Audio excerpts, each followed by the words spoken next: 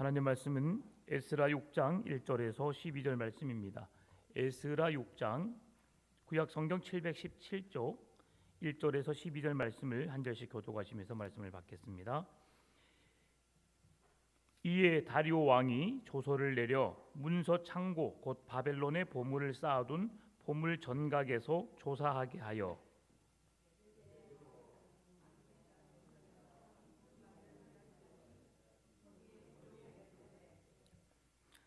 고레스 왕 원년에 조서를 내려 이르기를 예루살렘에 있는 하나님의 성전에 대하여 이르노니 이 성전 곧 제사 드리는 처소를 건축하되 지대를 견고히 쌓고 그 성전의 높이는 60규빗으로 너비도 60규빗으로 하고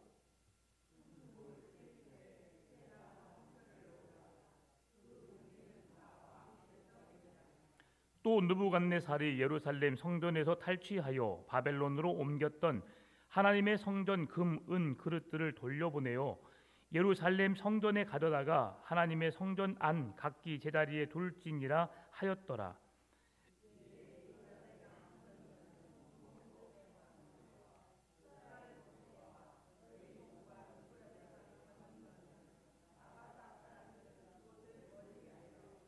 하나님의 성전 공사를 막지 말고 유다 총독과 장로들이 하나님의 이 성전을 제자리에 건축하게 하라.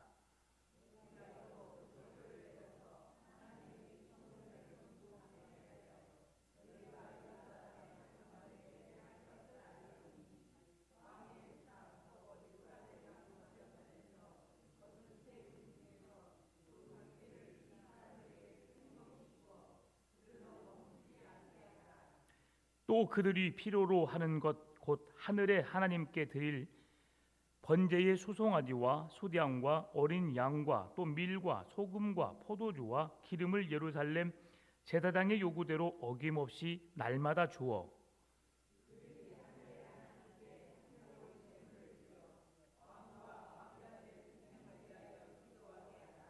내가 또 명령을 내리노니 누구를 막론하고 이 명령을 변조하면 그의 집에서 들보를 빼내고 그를 그 위에서 메어 달게 하고 그의 집은 이로 말미암아 거름더미가 되게 하리라.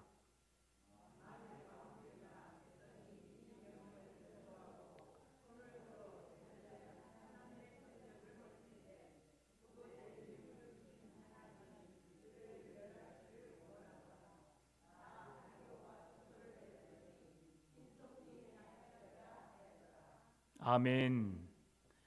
네, 오늘 우리가 함께 읽은 말씀은 하나님께서 성전 건축에 대해서 실제적으로 한 나라의 왕을 통해서 그 일을 이루게 하셨는데 중단되었던 것을 다시 또 한 나라의 왕을 통해서 이루어 가시는 놀라운 역사들을 우리에게 보여주고 있습니다. 다뜨네와 스달보스네 이 두 사람이 하나님의 성전 건축을 막으려고 했던 사람들입니다. 다뜨네와 스달보스네, 참 어려운 이름이지만 그들이 하나님의 성전이 건축되어지는 것을 반대했고 또한 한 나라의 왕을 통해서 그것을 완전히 중단시키려는 계획으로 그 일들을 시작했었습니다. 그런데 오늘 이 다리오 왕은 강 건너편 총독 다뜨네의 요청을 받아들여서 바벨론 문서 창고를 조사하게 합니다. 그리고 그곳에 바벨론이 아닌 오늘 성경에서 메데도 앙메다 궁에서 그 두루마리를 발견하였다라고 성경은 말씀해 주고 있어요. 그래서 고레스의 조서가 무엇이 쓰여 있는지 어떤 내용이 적혀 있었는지 사실은 먼지 속에 덮여져 있었지만 하나님은 먼지 속에 덮여져 있었고 사람들의 기억 속에서 사라져가고 있는 그 문서를 다시금 발견해내게 해서 그 하나님의 명령이 무엇인지를 다시금 보게 하십니다. 여러분, 오늘 우리가 하나님의 역사 속에서 하나님의 뜻을 이룬다고 하지만 오늘 우리가 행하는 일들이 하나님의 뜻을 이루는 일일 수도 있고요. 또한 그 일이 아닐 수도 있다는 사실을 우리는 한 번씩 생각해 봐야 합니다. 오늘 우리 권사님 기도했던 것처럼 하나님의 뜻을 따라 뜻이 무엇인지 우리가 분별하여서 그 뜻을 이루는 삶, 이게 그리스도인이 걸어가야 하거든요. 여러분, 하나님의 뜻을 찾는다, 우리에게 분별력을 갖는다, 이것은 어떤 의미냐면 우리의 힘으로, 우리의 지식으로, 우리의 능력으로 하나님의 뜻을 발견하겠다, 이것이 아닙니다. 하나님의 인도하심을 따라 살아가는 인생이 되겠다라는 고백이죠. 내가 걸어가고 내가 결정하고 내가 행하여서 하나님의 뜻을 이루는 것이 아니라 내가 하나님의 뜻에 순종하는 그 발걸음을 통해서 하나님의 역사가 이루어지는 삶을 살아내겠다. 그 모든 우주의 역사를 주관하시는 분이 하나님이시고 나는 그 하나님의 뜻에 맞는 삶을 살아내므로 하나님의 역사를 이루어내겠다라고 하는 것이 우리가 하나님의 뜻을 이루는, 우리가 분별력을 가지고 하나님의 뜻을 따라 살아가는 삶이라는 거예요. 그것을 우리가 어떻게 할까요? 잘 몰라요. 쉽지 않죠. 어렵습니다. 여러분, 자녀들이 내 마음대로 잘 안 되죠. 잘 안 되죠. 네, 목사의 자녀라고 내 마음대로 잘 될까요? 쉽지 않아요. 이제 우리가 월화수 우리 중고등부 수련회를 가졌었는데요. 한 강사 목사님이 눈물을 머금고 가정사를 잠깐 고백했어요. 그 목사님은 과거에 이제 광주 총장로를 주름잡던 조폭이었어요. 예, 보스 밑에서 그 모든 것을 관할하는 행동대장이었습니다. 그런데 그 조직을 그만두고 이제 하나님을 만나고 하나님의 말씀 앞에 서서 하나님의 말씀을 증언하는 목사가 되었어요. 그러면서 어떤 목회를 할까 생각하다가 자기처럼 비행하고 자기처럼 방황했던 청소년들을 선도하는 그 일들을 해야겠다 해서 신학교 졸업하자마자 교회를 개척해서 그래서 광주 보호관찰소에 있는 아이들과 연결해서 그 아이들을 케어하는 일을 시작했습니다. 그러니 지금까지 거의 한 30여 년을 그렇게 몸담아서 그렇게 사역을 해왔어요. 그렇게 하다 보니까 어찌 보면 그 영혼들을 구원하고 그 영혼들을 세워가는 일에는 엄청 큰 힘을 썼고 또 그렇게 귀한 사역을 감당해냈지만 한편으로 가정에게는 자녀들에게는 조금도 그들과 함께 해야 할 시간들을 좀 소홀히 하지 않았을까. 그럼에도 그 목사님은 내 아들이 반듯한 신앙 안에서 하나님을 믿을 거라고 생각했어요. 그래서 2년 전에 군대를 갔대요. 그리고 얼마 전에 전역을 하고 집으로 돌아왔어요. 그러면서 아버지에게 이런 말을 했대요. 아버지, 드릴 말씀이 있습니다. 그래, 뭐냐? 이제 군대를 제대했으니까 어떤 걸 생각했겠어요, 아버지가? 이제 아버지, 제가 학교를 다니던 것을 열심히 다녀서 복학해서 제가 군대에 있으면서 이런 꿈을 꾸게 되었고 이런 비전을 내가 나가려고 합니다. 아버지, 응원해 주세요. 기도해 주세요. 그런 기대와 설레임으로 아들에게 다가섰지 않았겠습니까? 갑자기 하는 말이, 아버지, 저 이제 성인입니다. 저 이제 관여하지 마세요. 이번 주일부터 저 교회 안 나갑니다. 아버지가 화가 났겠어 안 났겠어요? 전직이 뭐라고요? 조폭 행동도장이에요. 근데 그 순간 하나님이 머리를 탕 때리더니, 그래? 그럼 어쩌려고? 그냥 제가 하는 대로 내버려 두세요. 그래, 네가 알아서 해라. 다 그렇게 말을 하고 끝냈어요. 너무 화가 나서 방문을 나오려고 하는 순간 아들이, 아빠, 한 가지 더 있어요. 뭔데? 저 담배 펴요. 담배 피는 거 저 뭐라 하지 마세요. 그 말을 듣자마자 아버지가, 이놈의 새끼가 하고 싶지만 어디서 필 건데? 그랬어요. 왜냐하면 교회가 4층 건물인데 2층이 교회고 3층이 아이들이 숙소로 생활하는 곳이고 4층이 사택이고 그리고 1층이 사무실 겸 그렇게 되어 있기 때문에 교회 그 건물 자체가 다 교회 건물이에요. 그랬더니 아들이 딱 생각해내는 것이 옥상이요. 옥상에서 핀대. 옥상에서. 야, 옥상에 십자가가 있는데, 그러니까요. 그 밑에서 피기가 딱 좋아요. 그러더래요. 그래서 와, 예, 이런 일들이 있구나. 그러면서 수련회를 왔는데 제 이제 저의 동기거든요. 그래서 그 목사님 나이는 60이 넘은 되셨는데, 근데 그 앞에서 찬양을 이끌고 있는 사람 한 사람을 물어보는 거예요. 찬양 인도자는 누구입니까? 예, 전도사님입니다. 아, 저분 내가 아는 목사님 아들인데, 아, 맞습니다. 그러면 저 앞에 앉아 있는 노래하는 악기를 다루는 그런 사람들은 몇 명 중에 목회자 자녀가 있습니까? 아, 네, 있습니다. 피아노 치는 사람이 목사님 딸이고요. 드럼 치는 사람이 목사님 아들이고요. 기타 치는 사람이 목사님 아들이고요. 노래 부르고 있는 사람이 목사님 딸이고요. 8명 정도, 9명 정도가 있는데 5명 정도가 목회자 딸이에요. 그러면서 막 눈물을 훔치려고 하시더라고요.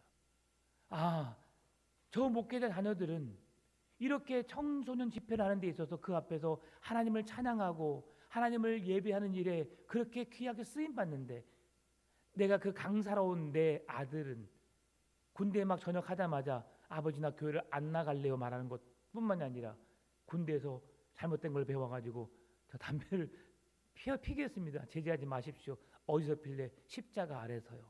네. 참 가관이죠. 그래서 그 목사님이 그 고백을 하는 1시간 반 2시간 동안 막 눈물을 여러 번 참으셨어요. 그걸 왜 그랬느냐? 그러면서 자기 아들은 그런 지경에 있었지만 다른 집의 아들, 부모가 없고 고아였던, 아니면 한부모 아들, 이혼 부모 자녀들을 그렇게 챙기면서 그들을 했던 그런 가운데 한 아이가 그 부모가 없는 가운데 부모에게 버려짐 가운데 있는데 그 아이가 사고로 죽었는데 그 죽은 날이 자기 아들의 생일날이래요. 그래서 그 아픔을 아들의 생일과 함께 기억해야 하는, 그래서 그런 날을 되뇌이면서 고통의 순간들을 이야기하더라고요. 여러분, 중간에 말씀에 좀 벗어난 것 같지만 우리가 그래서 그러면 하나님의 뜻이 무엇일까? 하나님, 내 아들을 향한 하나님의 뜻이 무엇일까요? 라고 그 목사님이 물었지 않겠어요? 아직까지 해답이 없지만 그 아이가 어떤 마음의 어려움 속에서 그런 것을 결정했는지 모르지만 그럼에도 그 아이를 향한 하나님의 뜻이 분명히 있을 거라고 믿는다는 고백을 하게 되었고, 그러면서 앉아있는 모든 학생들에게 너희들은 그러지 말아라라고 걱정하면서 독려하면서 또 큰 동기부여를 하고 돌아가셨어요. 여러분, 하나님의 뜻을 찾는다는 게 쉽지 않아요. 목회자가, 성도가 하나님의 뜻인 것 마냥 몸부림치고 열심히 달려가지만, 그렇게 열심히 달려갔고 목숨을 바쳐서 그까지 달려왔는데 그것이 하나님의 뜻일 수도 있고 아닐 수도 있다는 사실이에요. 그럼에도 우리는 실망하지 않는 것은 그것이 하나님의 뜻이라는 것을 우리가 뜻이었으면 좋겠다는 마음으로 달려왔기 때문에, 아니면 어떻게 하면 되는 거예요? 하나님의 뜻을 따르기 위해서 돌아서면 되는 거예요. 그래서 내가 가는 길이, 여러분, 정말 그것이 지금 내가 선택한 이 길이, 이 믿음의 길이, 내가 걸어가고 있는 이 방향이 하나님이 원하시고 하나님이 기뻐하시는 하나님의 뜻이기를 원하시는 마음으로 열심히 살아가시기를 바랍니다.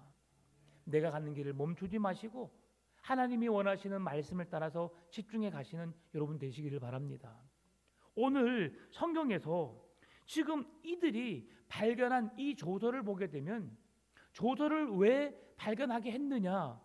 그냥 다리오 그 고레스 왕이 칙령을 내려서 그들에게 한 나라의 백성들을 포로에서 귀환을 보내고 그들에게 성전을 건축하게 하라고 했던 그 사람들의 말이 사실인지 여부를 확인하기 위해서였어요. 실제로 다뜨네와 스달보스네가 성전 건축을 막기 위해서 왕에게 이런저런 계략을 세워서 그 나라가 망하도록, 왜요? 자기의 이익이 생기니까. 이스라엘이, 유다 백성들이 자기들의 성전을 건축하지 않고 성곽 외곽을 짓지 않고 그곳에서 안정된 삶을 살지 않으면 그 모든 이익이 이웃 나라였던 자기들에게 모든 이익 구조가 생기게 되니까 그것을 끝까지 방해하고 싶었던 거예요. 그런데 당시 고대 문헌이 있었어요. 고대 문헌이 왜 존재했느냐? 당시 그것을 기록하게 한 것은 그것을 기록하여서 사실 여부를 확인하기 위함이고 역사적인 사실로 증명해내기 위해서 그 글을 쓰게 했던 거예요. 그러니까 다리오 왕의 조서도 당연히 어딘가에 있겠다 생각했던 것이죠. 그런데 그들은 바벨론에서 그 문서 창고에서 뒤졌지만 어디서 나왔다고요? 메데도 앙메다 궁에서. 이 메데도 앙메다 궁이 어떤 곳이냐? 바벨론보다 메데도 앙메다 궁은 더 높은 위치에 있어요. 높은 위치에. 여러분, 한여름에 광주 도심이 시원할까요? 무등산 중봉이 시원할까요? 중봉이 시원하겠죠. 왜요? 높지만 바람도 불고 기온의 공기도 더 차요. 그러니까 거기서 시원하죠. 그러니까 이 사람들이 바벨론이나 다른 어떤 나라 왕들이 앙메다라고 하는 이 지역에다가 별장을 지었어요. 더 훨씬 높은 바벨론에서 이 앙메다 궁까지가 거의 400km, 400km. 그러니까 그들에게 있어서 하나의 별장 개념으로 앙메다 궁을 지어서 거기에서 여름이면 바벨론이 너무 더우니까 앙메다 궁까지 가서 거기서 며칠 몇 날을 보내다가 시원하게 쉬다가 다시 돌아와서 자기 나라를 다스리는 이런 일들 속에서 그곳에 별장이 있었던 거예요. 그러니까 고레스 왕의 조서도 그곳까지 가져가서 그곳에서 그것을 기록하게 했고 그 왕이 거기서 있으면서 그것을 보관하게 했던 것 같아요. 그러니까 바벨론이 아니라 앙메다 궁에서 그 조서가 발견되게 된 것이죠. 그렇게 앙메다 그 궁에서 발견되게 되는데 그 조서의 내용이 어떠했나? 바로 구체적인 성전의 규모와 기물에 대한 처리 사항까지 상세하게 적혀 있었습니다. 실제로 그 당시에 그 궁을 지으라고 했던 명령은 솔로몬 성전의 건축보다 능가했다고 그 역대 학자들이 말하고 있어요. 그런데 왜 그러면 솔로몬의 성전보다 왜 더 축소되었고 형편없이 작아졌냐라고 했던 것은 솔로몬의 성전을 지을 때는 누가 그 성전의 재물을 그 모든 기구들을 준비했어요? 아버지 다윗이 얼마 동안? 그의 평생에 하나님의 성전을 짓고 싶은 마음이 있은 그때부터 하나님의 성전을 짓는 모든 기물들, 금은 보화들, 성전에 포함되는 백향목이나 어떤 그런 모든 기둥에 쓸 것들, 제목들을 다 모았어요. 그러니까 그것들로 인해서 성전을 짓는 일에는 어려움이 없었어요. 그런데 지금은 바벨론 포로로 끌려갔다가 돌아온 상황이다 보니까 자기들이 소유한 게 있어 없어요? 없어요. 그러니 더 많은 것으로 더 귀하게 더 크게 아름답게 짓고 싶지만 그렇게 지을 수 없었던 것이죠.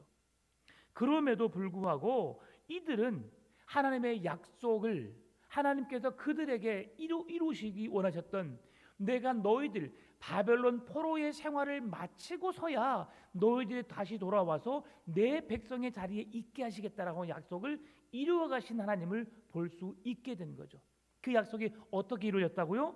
먼지 속에 덮여져서 가려질 수밖에 없었던 그 약속이 하나님은 이제 다리오 왕을 통해서 고레스의 그 조서를 발견하게 했고 이 다리오 왕을 통해서 다시는 성전을 재건하는 일에 방해하지 말고 너희들이 그것을 막지 말라고 말씀해주고 있다는 사실이죠.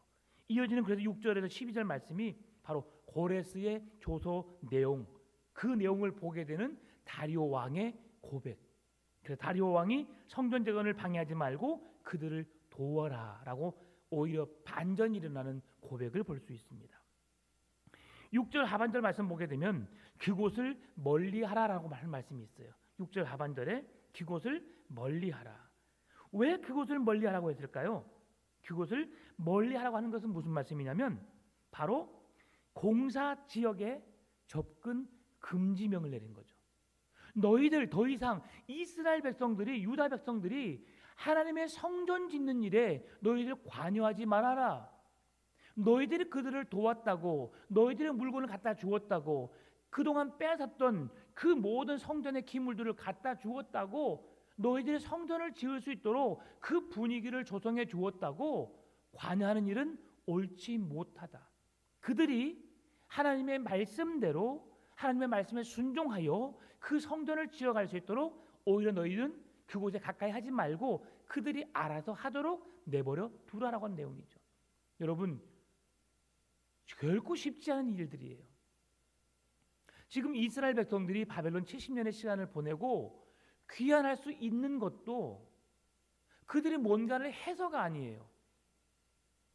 그들이 했던 것은 하나님을 잊어버렸던, 하나님을 섬기지 못했던, 그 우상을 섬기고 하나님께로부터 멀어졌던 그 삶에서 이제 여호와께 찾아 마음을 향하고 그 뜻을 구하고 주의 은혜를 구했던 그 믿음으로 돌이켰던 것 밖에 없어요.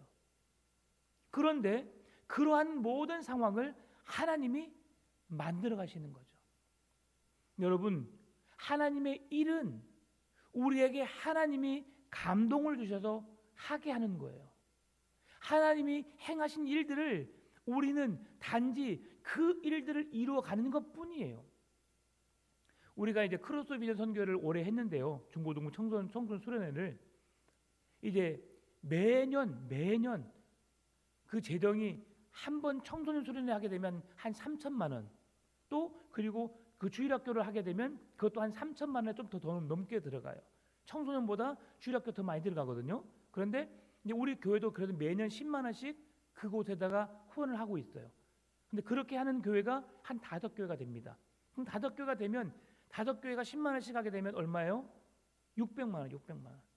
그러면 600만 원에다가 아이들의 등록비를 받지만 농어촌 교회, 어려운 교회를 받기 때문에 그 연약한 친구들에게 많은 돈을 받지 못해요. 또 그 참여하는 교회가 큰 교회가 없고 작은 교회들이 많이 있으니까.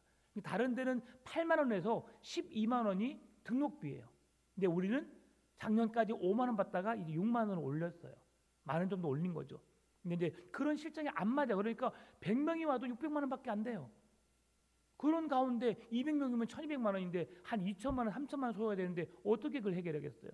그래서 다행히 코로나가 와가지고 한 3년, 4년을 캠프를 못 했었던 것이 비축이 되어서 지난 여름까지는 잘 했어요. 근데 올 겨울에 하려다 보니까 재정이 많이 부족해서 올해는 축소시켰어요. 그래서 그래도 멈추지는 말자 해가지고 그렇게 했는데 뭘 말하려고 하냐면, 그래서 재정적인 풍성함이 없이 우리 자체적으로 큰 유명한 강사를 쓰지 못하고 했음에도 불구하고 하나님의 역사는 더 풍족하게 일어나게 되었고, 애들이 찬양을 1시간 동안 했는데 왜 찬양을 조금밖에 안 해요? 좀 더 해요. 그래서 막 1시간 반을 해도 막 애들이 뛰면서 찬양하는데 그렇게 은혜스럽게 찬양을 해요. 그리고 오늘 아침에 갑자기 새벽에 누군가가 행복이라는 단어, 그런 이름으로 100만 원을 후원했어요. 누군지 알지도 못해. 무명. 그러니까 그런 것들을 봐오면서 누군가가 수련에 참여했는데, 참여해서, 왜냐면 참여한 사람만 그 계좌를 알거든요. 참여한 사람 중에 한 명이에요. 그렇게 후원을 하더라고요. 왜요? 그곳에 은혜가 있으니까. 하나님이 하시려는 일들을 함께 동참하고 싶은 마음이 있으니까 그렇게 했던 거예요. 그래서 정말 딱 맞게 재정이 그렇게 딱 올해까지 행해 집행되는 그런 걸 볼 때 감동이었죠. 감동. 아, 하나님이 일해 가시는구나. 여러분, 하나님은 우리를 통해서 일해 가시는데요, 하나님이 그 모든 것을 아시고 미리 때에 따라서 다 부족한 것이 없도록 채워주시는 분이세요. 이스라엘 백성들이 뭔가 잘나서가 아니에요. 우리 목회자들이, 크로스 비전 선교회 목회자들이 뭔가 뛰어나서가 아니에요. 하나님의 일을 이루려고 하는 그 마음이 있기 때문에 하나님이 일해 가시는 거죠. 오늘 다리오의 왕의 조서에는 3가지 명령과 경고가 들어있었어요. 그 첫 번째로, 총독과 관리들은 성전 건축을 방해하지 말고 도와 성전이 제자리에 세워지게 하라고 명했다. 둘째는, 건축에 필요한 소요되는 모든 경비를 국고에서 지원하고 나라에서 지원하고 세금 중 일부를 이를 위해서 사용해야 한다. 여러분, 있을 수 있는 일입니까? 만약에 우리나라가, 일본이라는 나라가 그렇게 하나님이 일본이라는 나라를 통해서 뭔가를 이루시려고 하는데, 여러분, 우리나라의 국보를 통해서 일본을 도와야 된다고 한다면 여러분 어떤 마음일 것 같아요? 지금 현재 우리가 일본이라는 나라를 썩 좋아하지 않는 상황 가운데 그렇게 도와야 된다. 왜 그렇게 도와야 돼? 왜 계속 그런 일을 해야 되지? 일본이 아니라 여러분 북한을 돕는다고 생각해 보십시다. 예전에 우리 정주영 고 회장이 소를 뭐 몇백 마리, 몇천 마리 데리고 가서 하고 쌀을 갖다 주고 현대 공장을 세우고 여러 가지 많은 일을 하고 많은 또 대통령들이 많은 돈을 그 나라가 세워지도록 돈을 부었어요. 그런데 밑 빠진 독에 물을 붓는 것처럼 아무런 효과가 나타나지도 않고 통일에 대한 기미가 보이지 않을 때에 여러분 어떤 말을 하죠? 왜 그렇게 북한에다가 돕는지 모르겠다고. 왜 그런 귀한 돈을 우리가 잘 먹고 잘 사도록 도와야지 왜 그런 나라에 보내는지 모르겠다고. 우리가 그렇게 생각을 해요. 그런데 만약 그것이 하나님이 원하신 일이라면 여러분 어떻게 해야 될까요? 우리는 그 뜻에 순종해야 되겠죠.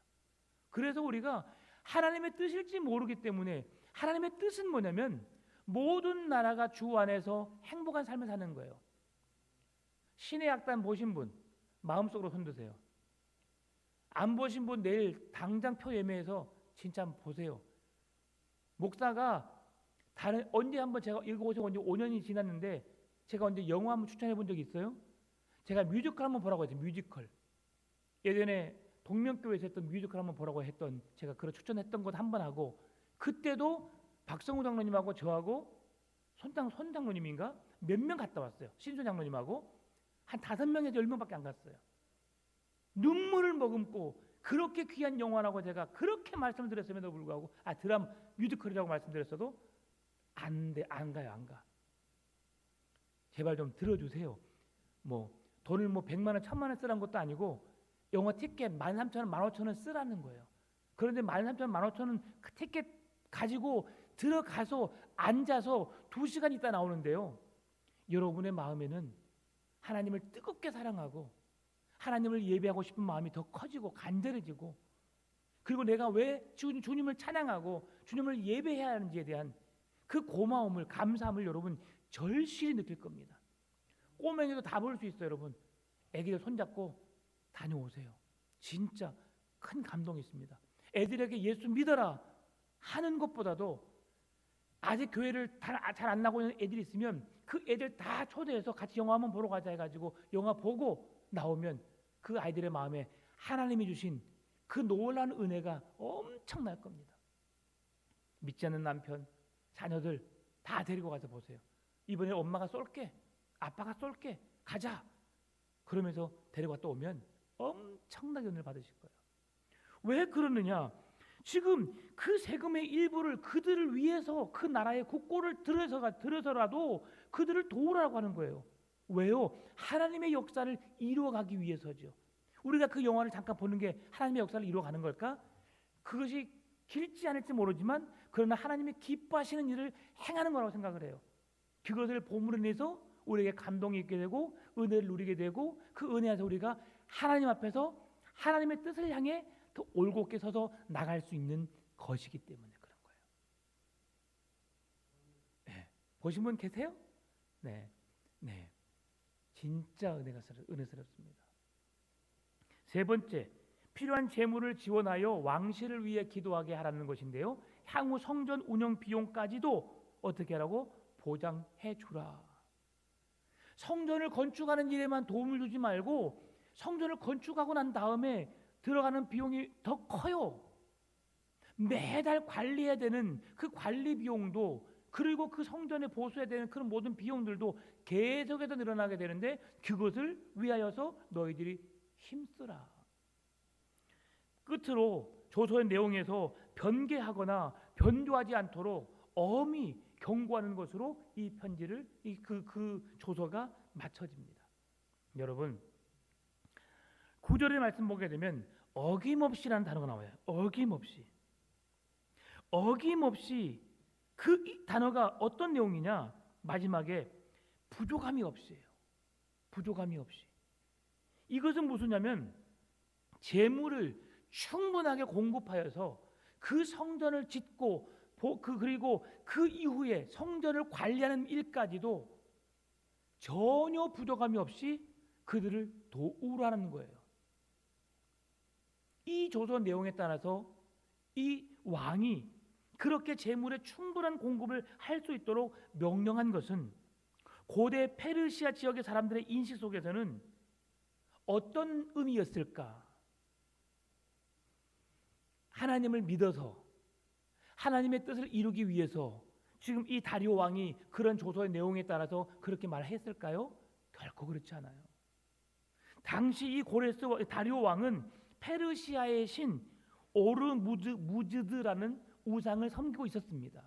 하나님을 섬기지 않았어요. 그러나 그 전에 있던 고레스 왕의 조서를 보고 난 다음에 그 일들을 이루어낸 건데요. 왜 그런 일이 있었냐면 그들에게 있어서 신이란 존재는 신의 뜻을 이룬다는 것은 그 나라 왕으로서 당연시 해야 할 일이라고 생각하는 거예요. 하나님이 뭔가 위대해서 다른 신보다 뛰어나서 유일신 하나님이시기 때문에가 아니라 그 나라의 신이기 때문에 그 신을 위한 일은 당연히 해야 한다고 하는 그런 의식 구조가 다들 있었어요. 그래서 행했지만 결국 다리오 왕이 그렇게 행한 것은 누구의 뜻을 이루는 거였어요? 하나님의 뜻을 이루는 거였어요. 그가 믿었든 믿지 않았든 그가 행한 일들을 통해서 하나님의 역사가 일어나게 되었고, 하나님은 그 일들을 그 역사의 중심에 다리오 왕을 통해서 하나님의 역사를 이루어가는 일에 그 사람을 사용했다는 거예요.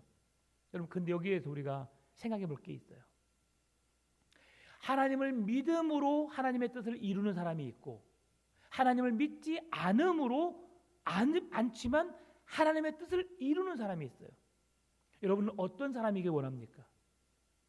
예수 그리스도를 나의 주님 구원자로 믿으면서 영원한 하나님의 나라를 얻는 언약 백성으로 살아가면서 하나님의 뜻을 이루어내길 원하십니까? 아니면 나는 그 하나님의 역사 속에 있지 않고 하나님의 역사를 이루는 일에만 쓰임받다가 결국은 저 영원한 지옥 멸망받는 그 고통의 자리로 내려갈 수밖에 없는 자로 살면서 하나님의 뜻을 이루고 싶냐는 말씀이죠.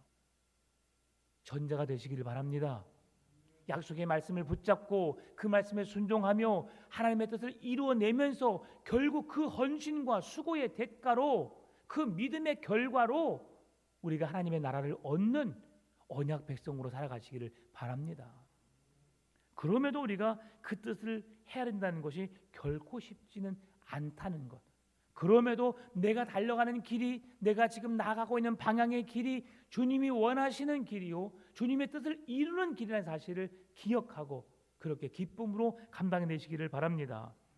12절에는 11절 내용에서 한 걸음 더 나아가서 하나님의 전을 허무는 자에게 하나님의 형벌이 내리기를 원한다라는 기록이 되어 있습니다. 여러분, 하나님의 성전을 짓는 것은 사람의 일이 아니었어요. 누구의 뜻이었어요? 하나님의 뜻이었고 하나님의 일입니다. 전 세계의 온 땅에 복음을 전하는 일은 누가 원하시는 일이에요? 하나님이 원하시는 일이에요. 이번 주일날 마태복음 28장 18절에서 20절 말씀을 통해서 우리가 말씀을 통해서 들었던 내용이 뭐예요? 하나님의 뜻을 이루는 거예요.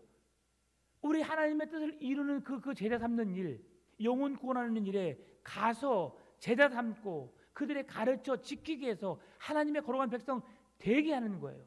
이것이 오늘 우리 그리스도인에게 주시는 주님의 사명이요 우리가 감당해야 할 일인 거예요. 그런데 오늘 하나님의 성전을 짓는 일은 하나님의 뜻을 이루는 일을, 그 일을 막는 자들은 어떻게 되는가? 그들이 결국 하나님께 버림을 받고 처벌까지 받게 되는. 여러분, 예전에 우리가 이런 것을 많이 봤어요. 하나님의 성전이라고 하지 우리가 교회를 건축하면서 교회를 건축하는 것을 방해하는 사람들이 세상에서 어떻게 된 것을 좀 봤죠. 어떻게 되지 않는 사람도 많아요. 그런데 어떻게 되는 사람을 우리가 보면서 하나님의 일을 방해하는 것은 이렇게 우리에게 가정에 좋지 못한 일들이 일어날 수도 있겠구나라고 하는 것들이 이런 말씀을 통해서 이루어진 실제적인 사건들이에요. 하나님의 뜻이 이루어지는 일을 우리가 방해하고 걸림돌이 되는 인생이 아니라 하나님의 뜻을 이루어내는 일에, 하나님의 기뻐하신 일들을 감당하는 일에 우리가 쓰임받는 자가 되어야 한다는 것을 다시 한번 생각을 하게 됩니다. 예루살렘 성전 건축은 하나님이 유다 백성 가운데 임하시려는 하나님의 역사이며 하나님의 계획이었고 하나님이 이루신 일이었고, 결국 그 다리오 왕에게, 고레스 왕에게 명령을 통해서 행하려고 하셨던 하나님의 뜻이었다. 따라서 그 일을 방해하는 것은 하나님을 대적하는 것이기 때문에 반드시 하나님의 심판이 뒤따를 수밖에 없다는 거죠. 하나님의 뜻을 이루지 않고 하나님의 약속의 말씀을 붙잡지 않는 자들에게는 은혜로 구원받는 자가 아니라 심판을 통해서 멸망에 처할 수밖에 없다는 거죠. 그래도 우리가 예수 그리스도 안에 굳건한 믿음 안에 서 있어야 된다는 사실이에요. 그렇게 서 있을 때 모든 백성이 심판대 앞에서는 한 명도 구원을 얻을 수 없지만 예수 그리스도 안에 거한 자들에게는 심판이 아닌 은혜로 구원을 받게 되는데, 구원을 받지 못한 사람이 한 사람도 없게 되는, 예수 그리스도 안에 있는 자들은 모든 자가 구원을 얻는 은혜를 누릴 수 있다고 성경은 말씀해 주고 있습니다. 우리가 어디에 서 있어야 할까요? 하나님의 성전을 짓는 일에, 하나님의 뜻을 이루는 일에 나의 기쁨과 나의 유익과 내가 하고 싶은 대로, 내가 기뻐하는 대로 그 일들을 이루어낼 것인가, 아니면 내가 불편하고 내가 힘이 들지만 하나님의 뜻을 이루는 일에 내가 함께 동참하면서 그곳에 참여할 것인가. 여러분, 그것을 깊이 생각하면서 하나님의 뜻을 이루고 그 일에 함께 동참하는 자로 기쁨으로 감당해내시는 여러분 되시기를 바랍니다. 여러분, 이스라엘 백성들이었음에도 불구하고 어느 사람들은 함께 예루살렘에 귀환하여서 그들이 함께 성전을 짓고 함께 하나님의 뜻을 이루는 사람이 있었고, 어떤 사람들은 그 바벨론에 그대로 남아서 그곳에서 편안하고 그렇게 살아왔던, 비록 바벨론 포로로 붙잡혀간 삶이었지만 70년 동안 이뤄낸 그 업적으로 그곳에서 안식하며 그곳에서 누렸던 사람들도 있었다는 사실이죠. 그러나 그들이 하나님의 뜻을 따라오지 않았던 그들에게 여호와의 구원이 임했을까를 생각해 보는 거죠.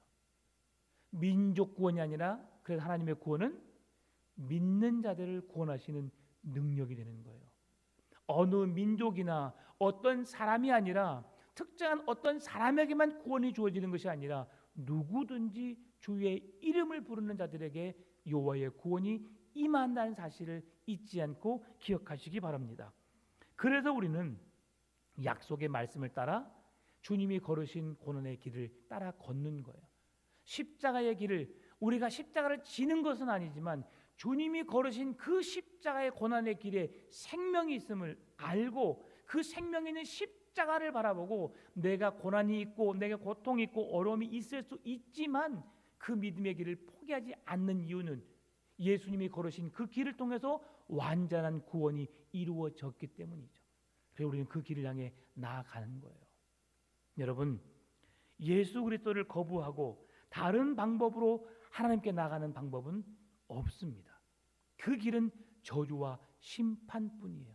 그러나 내 뜻이 아니라 하나님의 뜻을 따라 하나님의 임재 안에 하나님이 찾아오시는 그곳에 함께 거함으로 그 약속의 말씀을 붙잡고 살아가게 되면 그 약속을 이루시는 하나님의 언약 안에서 영원한 기쁨과 감사, 구원이 여러분에게 선물로 주어지는 줄로 믿습니다.